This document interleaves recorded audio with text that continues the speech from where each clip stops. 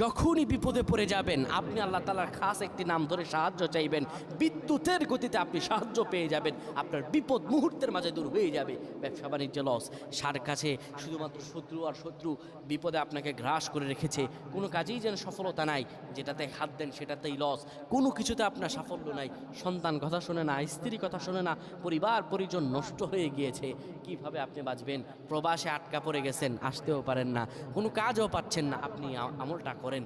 এটি আমার কথা নয়, বিশ্বনবী মুহাম্মদ রাসূলুল্লাহ সাল্লাল্লাহু আলাইহি ওয়াসাল্লামের প্রিয় সাহাবী হযরত যায়েদ রাদিয়াল্লাহু তাআলা আনহু, তিনি একবার মক্কা থেকে হিজরত করে যখন মদিনায় যাবেন, ঠিক সেই সময় বিপদে পড়ে যান।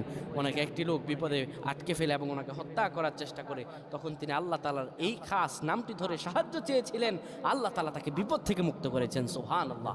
সেই দোয়াটা কি? তিনি যখন বিপদে পড়ে যান তিনি বলেন, আগিসনি ইয়া রহমান।